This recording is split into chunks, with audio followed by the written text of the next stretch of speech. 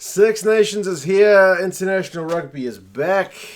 Thank someone for that. We all got to be pretty happy to see some international rugby. This one was pretty lopsided with Wales getting a 42-0 win over Italy. To be fair to Italy, with like 10 minutes to go, it was still maybe even just 5 minutes to go. It was only 28-0. So Wales did kind of power ahead with a couple of tries towards the end to really blow out the scoreline.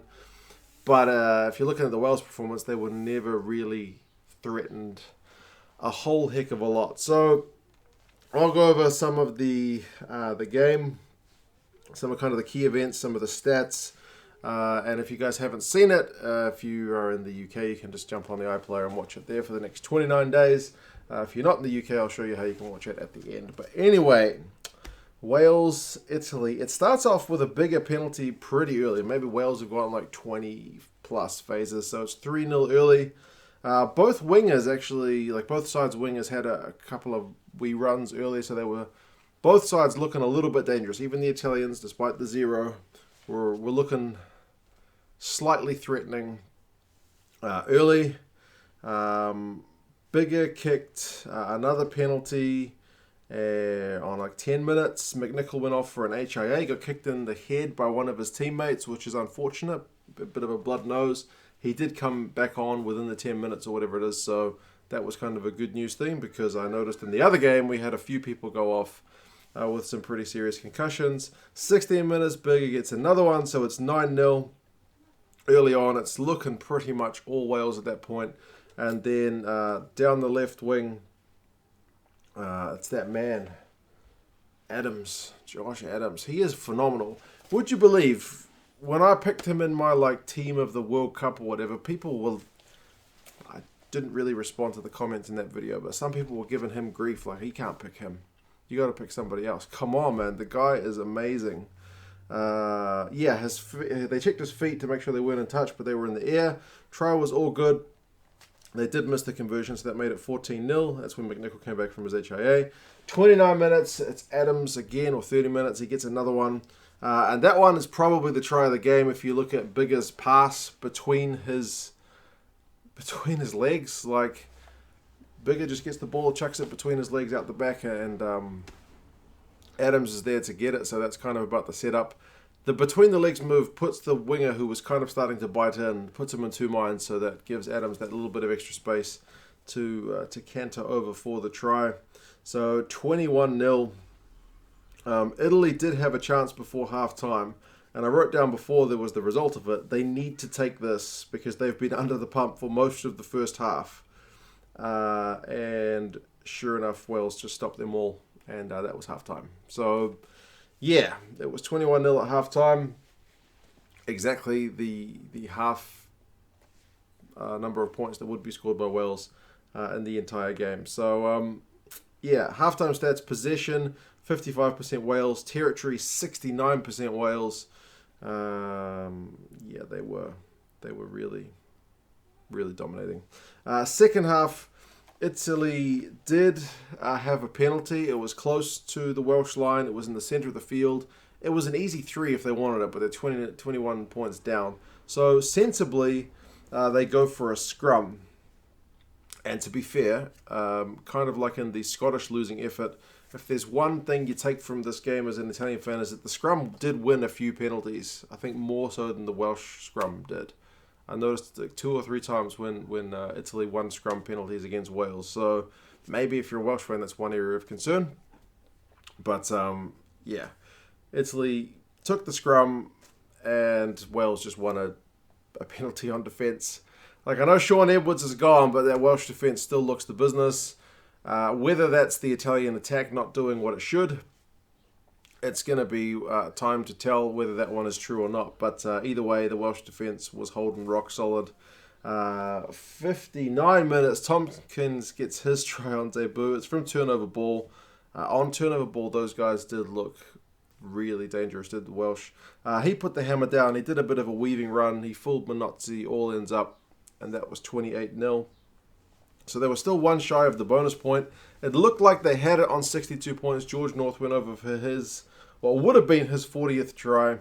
They had numbers down the right wing, but it was chalked off for a slight, very slight knock-on in the build-up when a couple of guys were competing for the ball. They weren't sure if it had come off an Italian or a Welshman, so they ruled there was a knock-on in the build-up, so they chalked it off. And there's no scoring up until North try on 77, so they did leave it late to secure that bonus point try. He must have really wanted that 40th try because he didn't really have any rights to get it. As he caught the ball, he kind of juggled it.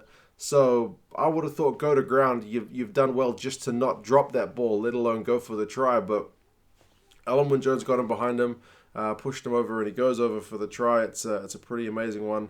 So he gets that try that he was denied earlier, 35-0. And then Josh Adams, you just can't stop him scoring. A minute after half-time, full-time, he only just got it down. But he got a try right at the end, 42 points to 0. So it looks like a proper hiding. But those last two tries really did blow out the scoreline. But as I said, Italy weren't really that threatening to the Welsh in this match. They probably, they could have guaranteed at least 3 points, but yeah. Final stats, run meters 563 to 396. Possession and territory were actually pretty even over the course of the match. Tackling percentage, Wales had to make more tackles. They made 163, Italy 143. Both sides tackling in the mid-80s, mid to high. Penalties conceded 9 by Wales, 10 by Italy, so not that much in that. Turnovers conceded is a problem for the Italians, 18. Wales had 12, but remember the possession stats were pretty even. So that's a lot of times when Italy coughed up the pill. Tipuric got man of the match. He had a bunch of tackles, turnovers. He was just doing what he does, like exactly what it says on the tin.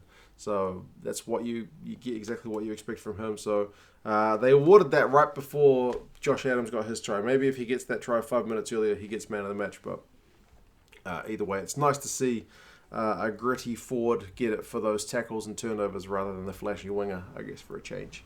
Adams did have 77 run meters, 2 clean breaks, 3 defenders beaten, 3 tries. Interesting, Canna had 18 out of 19 tackles. I was questioning his defense when they picked him at 12, but okay, we'll take that. So, yeah. Big bonus point win for Wales. Italy did make them play the most of the game to get it, but it kind of came. Pretty disappointed that Italy couldn't get on the board, but as I said, the Welsh defense was very stingy. They were not giving up anything without a fight, and they were just able to get those turnovers at maul time, at ruck time, and just choked the life. Too many knock-ons, I guess, as well. So, yeah, pretty good result. See how they go in the next game. It's probably a little bit too early to read into how either of these teams went. Wales away from home was always going to be very tough for Italy, and so it proved. Wales at home were probably always going to be too good for the Italians, and so it proved. So we'll see how they go in the next game. You guys let me know your thoughts. As I said, if you have not seen the game, it is available on the iPlayer. If you're in the UK, you'll know all about that. Otherwise, I'll show you how to do that now. Cheers, guys. Talk to you again soon. Bye. If you guys didn't manage to see the game, you can still jump online. If you're in the UK, that's fine. The BBC's got the game. But if you're not in the UK, what you can do is jump on ExpressVPN. There's a link in the description for that. It includes a discount on one of their plans. But yeah, jump on ExpressVPN, connect to a server in the UK, go to the iPlayer. You can see I've already started watching it. It says continue watching down there. But you jump on the iPlayer, you do need to sign up with an email address and a UK postcode. If you don't have a UK postcode, you can just Google what is a UK postcode or example of UK postcode. But yeah, I've been watching it. But yeah, the first time you watch it, you do have to watch an ad. But other than that, like I've done here, jump online and watch the game, guys. It's worth it for that Adams try from Bigger alone, to be fair. But yeah, check it out, guys. The link, as I said, is down in the description. The game is going to be up on the BBC for the next kind of 29 days, so check it out. Likewise, guys, if you are looking for some rugby gear, be it Wales or be it Italy, you can head over to England Rugby Store. They've got 10% off all the gear there if you use the code 2cents10 at the checkout. So I'll put another link in the description there for that one as well. My kids are excited in the other room about it. 10% off all this gear. They got Wales jerseys and World Cup gear, The Italy gear, which to be fair, I own the World Cup one, which is still for sale down there. But yeah, it always looks really good, the Italian gear. And the Welsh team are doing pretty well as well. So if you are interested in some gear from either of those teams, 2 cents 10 is the code at the checkout, and link is in the description.